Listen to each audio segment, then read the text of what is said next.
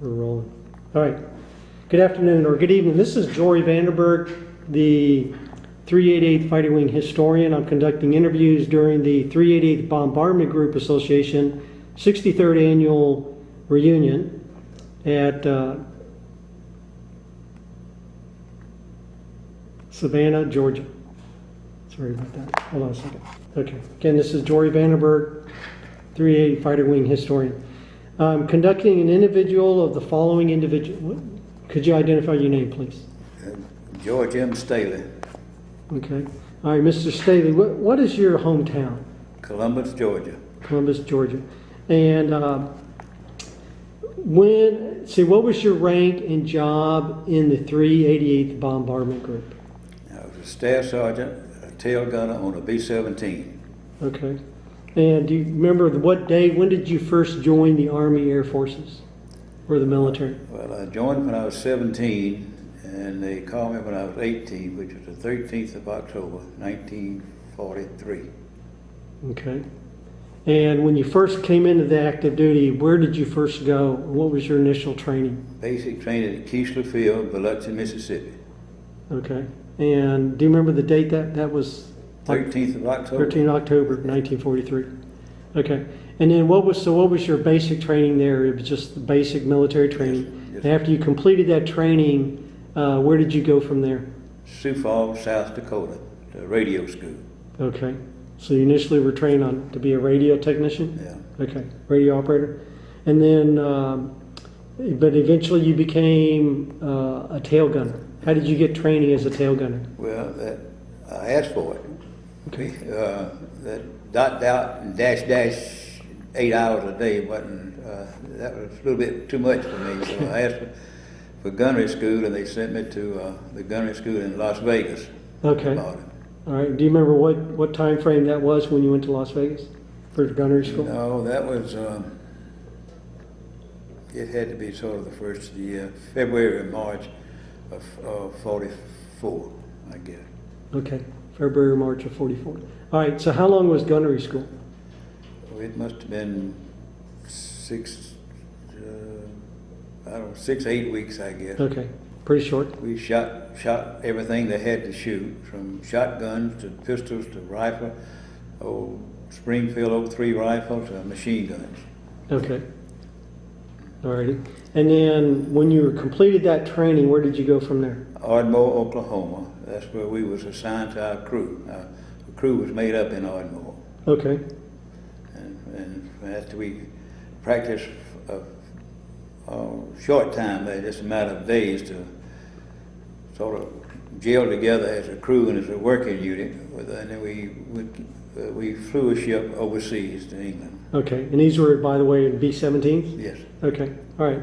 And so when y'all flew over to England, is that when you arrived at Nettishaw? Yes. So you remember kind of like the date, the time frame of that? Yeah, that was, let's see, that's May. It was right at September or October of 44. Okay. So around by Maybe September. a little earlier. It might have been, I'm really not sure about that. Maybe June or July, something. A few months before the end of the year, about 6 months. Let's just say July. Okay. Was it, to kind of put that in perspective, was it after D-Day? Yes. Okay. Yes. So just sometime after that. Okay. All right. So that's good. All right. And so do you recall how many total bombing missions you actually went on off the top of your head? 36. You did 36. Okay. Okay. In regards to while you're deployed at Nettishaw, what would you consider kind of like your most interesting event that occurred while you were assigned in Nettishaw? Well, has to be the most, but we can now look back and say the dangerous mission I was on, that was New Year's Eve, December the 31st, 1944. Okay. Our target was something that was Hamburg. Okay. And we were in flak forever, it seemed like that day. We were shot up, so we had lost 2 motors, 2 engines, and our pilot told us he wasn't sure he could fly the plane much longer and for us to get our chutes. We may have to jump out.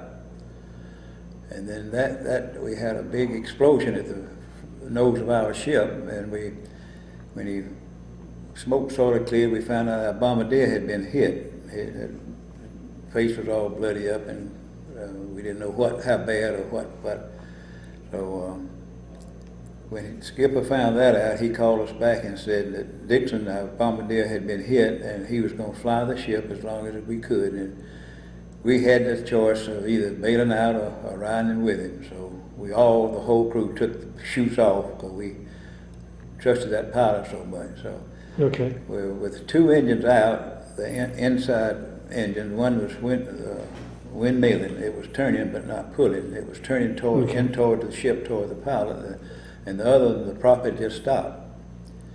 So the front end, the navigator's, all of his equipment was blown up and not working. So we got the bombardier out of the nose, the engineer and the navigator did, and the navigator stood up behind the pilots, and I guess you would call it dead reckoning without his instruments, and got it. We were not out of formation, flying by ourselves at the time, which you don't like to do that either over there. So, but we got the English channel, and I'm not the radio man, but I think he got on the radio beam or some sort of beam and could come in on that to net it y'all to our field.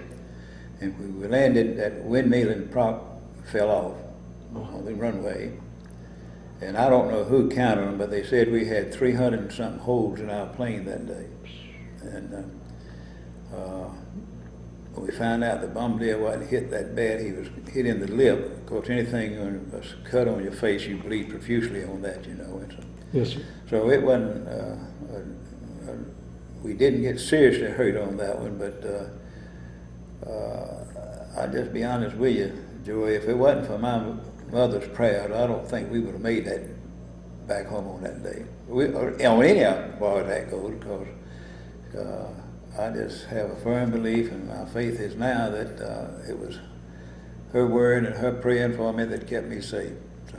Sweet. Were you able to drop the bombs before all that happened? So it was on the way out. We hit the initial point, went on the bomb run and released the bombs, and we was flying back with empty. Okay. And do you know how it was that you got separated from the main formation because the damage to your engines, you couldn't keep up with them, and so you're just kind of trailing? Couldn't pull fast enough. Okay. Nobody decides. I mean, in those days, you didn't have a wingman that would stay back with you. You were just pretty much on your own. But you didn't have to encounter any fighters coming at you or anything. A prayer answered, I guess. There's another wing and a prayer there. Yeah. Yes, sir. So you got really lucky on that one, didn't you? So that's pretty awesome. And of course, I was flying toward the end of the war, and a lot of missions were what we call milk runs. Of course, we went to one little place, and when we crossed the enemy line, we had one shot, one explosion from a flat gun, 88 millimeter. I guess is what it was, and they didn't shoot but one time, and it sent a plane down. Okay. So we didn't go that route anymore. We went another way. Okay. But the I had a question I was going to ask about that. I might tell you this, Joe. I never have talked about the war too much, except that I was in it, didn't get hurt, and got out. I think the good ones die young, or something they say in the movies, or something like that. So, but the older I get now, about what they say, Elvis is dead, and I don't feel too good either. See, so. Yes, sir. But I've talked more about it in the last year or two than I ever have. Okay. Not that we weren't heroes, and we scared to death, and anybody that wasn't told a story, I think. But when I joined, the people of my age, men and boys of my age, we felt like that was the thing to do. Yes, sir. We didn't do it to be heroic or headline hunters. We did it because we thought that was the right thing to do. So. Yes, sir. And we still do. Somebody's called us the greatest generation. I don't know about that, but we let things get out of hand afterwards, didn't we? So, but it was an experience. It does make you grow up a little faster than ordinary, I guess. And, but I am thankful that I did see part of it, so I know a little bit of what war was about. Yes, sir. And what little I saw taught me I don't want to see no more. Yes, sir. No, sir. Well, there was something you kind of bring up another point. Tell me something about what happened during that Christmas, that first Christmas you were there. Well, that was one of the most touching things.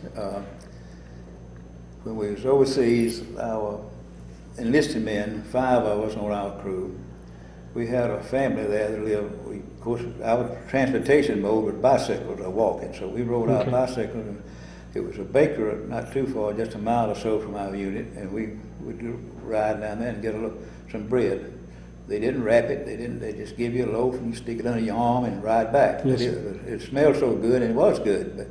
And we met a English family, the couple, and either 2 or 3 children. I cannot remember for sure, but I know it was 2 children. And like I mentioned before, those people, they didn't have anything. They were nearly about beaten. I think if the Germans had production capacities like we had, I'm not sure we could have won that war. But I know I saw my first jet there.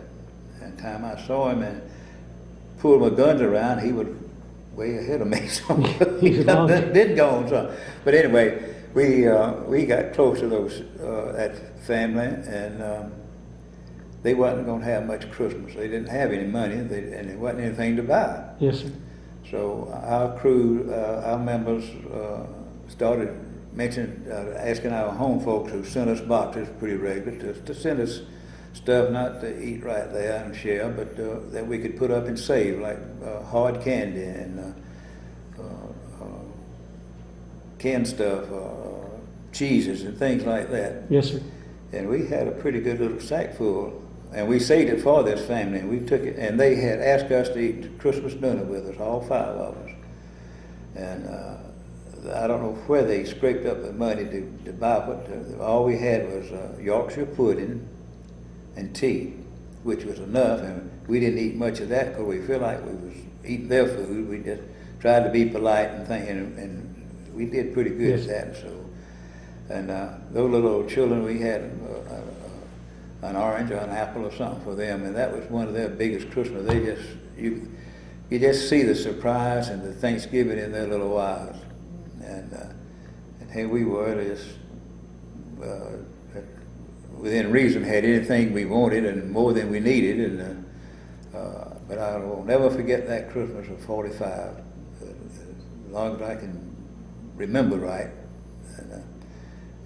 And later on, when I got married. I wasn't married then, but I got married. We had some couple of boys, and at Christmas we would have so many wrapped presents in our living room that we had to walk around through the den and the kitchen to get out of the front door. And that's ridiculous. That's shameful. And I am sorry now that I've ever did that. But you always wanted your children to be better off than you were. Yes, sir. I think that's and I don't know. the American I don't know what that means. Just the American way. It ruins them. I tell you. Yeah, that's right. That's why you got grandkids. Yeah, well, that's you don't spoil the grandkids. You just get even with your kids. Well, my accountant used to tell me if you had grandchildren first, they're more fun than children are sometimes. So. That's right. That's right. But you basically sort of adopted this little British family. Yes, we did. And that was a sweet thing for you guys to do. Let me ask you about what was your post-World War II career? What did you do after when the war ended in Europe? What did they do with you? What did you do after we that? We was in the middle of the ocean coming back on a converted Liberty ship, I think they called it, and when the war was over. But we was coming back on evasive actions on the ships. Okay. So it took us a couple of weeks to get home. We landed in Boston, and of course we were big heroes. We were some of the first ones to land, so we was big time heroes there. But we got all of the whole fresh sweet milk we could drink, and we all poured it down. And then in a few days we went down to Fort McPherson gave us a 30-day furlough. When I went back to Greensboro, North Carolina, to be reassigned, they sent me back to Keesler Field in Biloxi. Okay. And there they transferred us to a provisional group of engineers and made firefighters out of us. They sent us out to Seattle and Washington and Idaho and Montana, and ended up in California fighting not the big fires like they have now somehow, but they still some forest fire. We fought them till Mr. Truman dropped the atomic bomb, and that ended the war in Japan. And we think now that they made us firefighters because toyed with the idea of dropping that bomb and ending the war. So else we would have gone to the Pacific and fought over there. Okay. So, and that was when they dropped that bomb and the war ended. They started discharging the volunteer army, I guess, on a point basis. You got points for so long in the army, and if you got a medal or two, you got that, and that counts so many points. So we had to write smarter points. Those young boys that hadn't even started shaving real good, I don't guess, by then. But yes, we got out pretty quick. I was discharged in San Diego, Fort Rosecrans, California. And we had to come home on a train, which was the main mode of transportation then. And it took forever to get home. I think I was in Texas 4 days, and every time I look out the window, I saw sagebrush, and that's all. You're still in Texas? That's still like that, I guess. But, it's still like that, yes, sir. And then when I got home, I had worked at the bank as a teller in the bank, and I went back. I didn't want to go. I didn't like the bank business too much, but this cashier wrote me some letters and asked me to come back. They didn't have any men in the windows there that they wanted, so I went back and I stayed about 6 or 7 years and got me a better job at something. I was an accountant, but that was what I studied and wanted to do, and I worked with a brick company there for 16 years. And then the latter part of those years, my father and I opened a wholesale and retail seafood market. And after about 15 years, Daddy, he lost his health. He just was sick and just never could get over it. So we knew we'd have to do something with business, either close it or give it away or something. So I had my 2 boys. They were grown then, so I thought we'd try that. So we did. I left the brick company to work, to go to the fish market all the time. Okay. Of course, So full time. I was a bookkeeper and worked on the weekend there with him anyway, so it wasn't all brand new, but pretty good. The managing was new. Okay. So, and I stayed there 33 more years. So we stayed, the fish business was there 47 years. And when the government got into business, when Jeb Bush was elected governor of Florida, whatever year that was, they started regulating, and they over-regulated the seafood business. They made them fish with bigger nets, they had a limited on the amount they could catch, when they could catch them.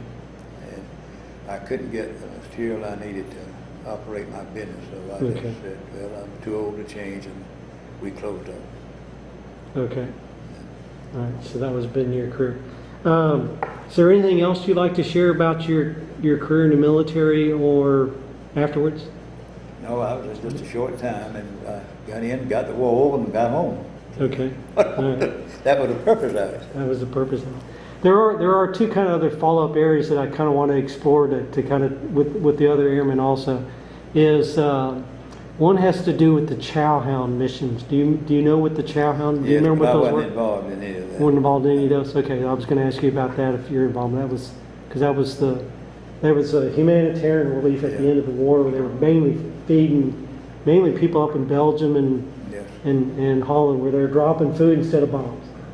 So, but that was not everybody was involved in that. So okay. And then did you have anything to do with the Aphrodite project? Okay. All right, that's it. That's all the questions I have today, sir. Okay. Thank you very much for your time. Appreciate your cooperation. All right. Made me feel unnecessary talking like that, though. No, sir. That's off, isn't it? That's all important. No, it's still I running, thought but that was off. I could shut it off. We can shut it off now, okay? 3, 2, 1.